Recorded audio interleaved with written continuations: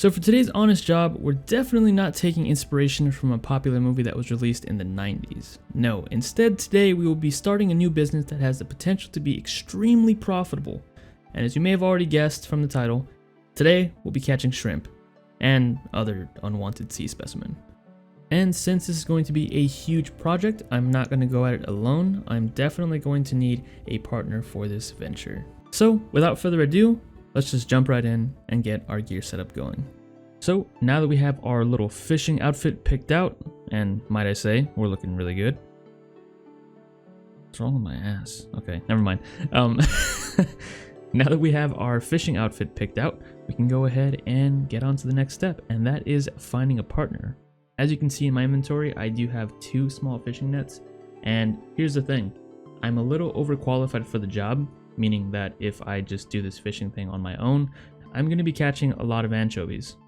And we're kind of after the shrimps here, so I need someone who's fresh, somebody who doesn't have that much experience, someone that is more likely to catch shrimp than they are anchovies. So let's go find somebody.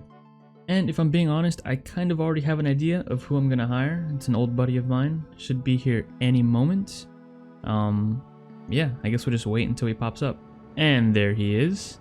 We'll just go ahead and call him Dan. He's a little sensitive on the first part of his title. But yeah, Dan will be joining us on this journey, on this shrimping journey. So without further ado, let's go make some money. So unfortunately, Dan was exposed to violence very early on. It was something that I wanted to avoid, but there was nothing we could do. There were plenty of coins that were scattered around this area, but there was somebody picking all of them up, so Dan had to kill a few goblins to pay the toll for the gate, so I apologize. So if you were curious as to where we were going to do this moneymaker, we're going to go to a very classic spot. As you can see, there's my shrimp boat right there. And unfortunately, I don't think we can actually use it because it's down for repairs right now. Yes, down for repairs. Anyways, this is the spot where I spent many hours as a young lad training up my fishing before I could eventually do fly fishing in Barbarian Village. So this is where we are going to be doing our fishing, our new shrimping business. A lot of gold in these seas that you see right here. And yeah, I'm excited. Let's do this. So as for the method for this moneymaker, it's very simple. All we do is click on the fishing spots, wait for a full inventory of shrimp and anchovies to appear, bank them north of us, and then repeat the process. Now while it might sound easy, I assure you it's still hard work, and that's what we're after here. Sure, we could go ahead and kill a blue dragon for millions an hour, but where's the fun in that? Some of us prefer to live more peaceful lives out on the ocean. Now, I will say this is the first time that I've done an honest job with a partner before. Usually it's just me doing this, and yeah, kind of nice to have another person to do this with. It's totally not me on 2 accounts, by the way. I gotta say, this does bring back a whole lot of memories. I remember playing this game a long time ago and spending a lot of time in this area, in the desert. For one, we had the mine where we could train our mining, and of course the furnace that was nearby as well. We can make bars and then train our smithing as well. And then you had this place right here where you could fish for shrimp and anchovies, and while they weren't the best source of food, I mean, at least it was something. And when I felt like training combat, I would head over to the palace that was nearby and just train on the guards there. Not efficient whatsoever, but I did have a lot of fun back then. It's crazy to think how big the world seemed back then. Even being restricted to free-to-play, it felt like there was so much to do. And I guess part of that is because I didn't play the game as much back then as I do now. And you really didn't have any guides out there that told you how to be efficient at training skills or how to obtain certain items. Or maybe there were guides out there, but I didn't really pay attention to them. So I feel like that's how most people played. The game was more about just adventuring and finding stuff out on your own.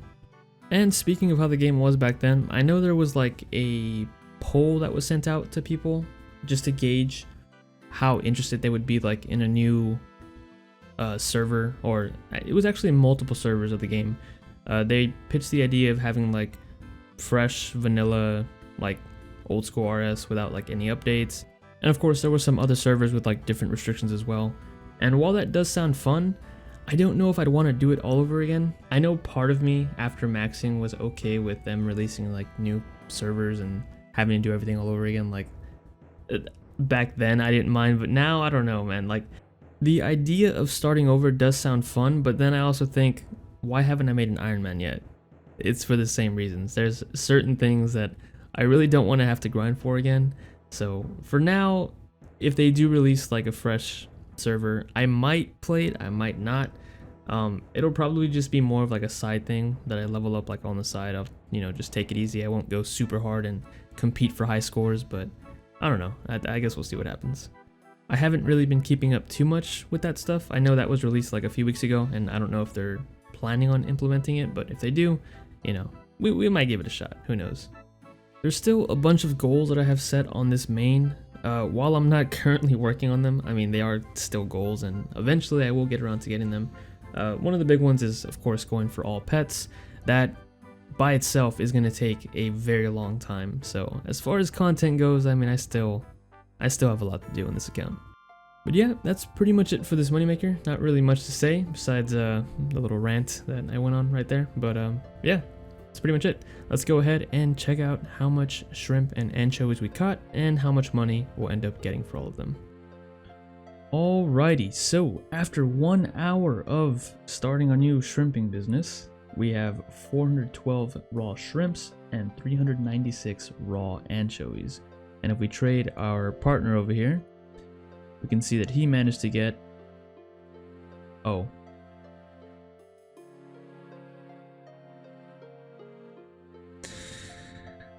all right, we're just gonna go to the GE and pretend that pretend that he traded over the shrimp. He got 203. Unfortunately, our good friend Dan can't trade us for another 18 hours and 29 minutes because he is a new account. So yeah, let's just pretend that he traded us the shrimp over. So in total we have 615 raw shrimps and 396 raw anchovies. If we do a little price check on that, we can see that it's valued at just around 57,000 coins, so not bad. Let's go ahead and throw them in the GE and sell them off. Shrimps I'll just put in there for market price. The anchovies, unfortunately, are worth half of what they show, so I guess we'll drop them down all the way to 25. Not good. So the anchovies ended up selling for 17,000 coins, and the shrimp aren't selling. I have to drop them down a little bit. Let's go ahead and do that. And there we go. They sell for about 32,000 GP. So after 1 hour of combined efforts of fishing shrimp and anchovies, we made a measly 49,000 GP. So split both ways, that's about 25k each. But Dan can't trade right now, so I guess I'll just hold on to the money for him for right now. But yeah, not bad. I also ended up selling the hat the very next day, and it turns out I made more money just selling the hat back than I did fishing for an hour. So yeah, it is what it is, I guess. Once Dan's trade limit was up, I did end up trading him his money and even my money so that he could invest it. And it turns out he invested me in some sort of fruit company, and it did pretty well. Yeah, so don't really have to worry about money anymore.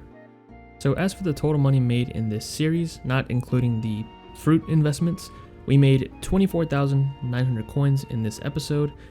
Add it together and we have a whopping 791,950 GP. I just want to say thanks for checking out the video, and thank you to all of my channel members, with a special thanks to ACR Beans. Once again, thanks for watching, hope you enjoyed, and as always, I'll catch you guys in the next episode.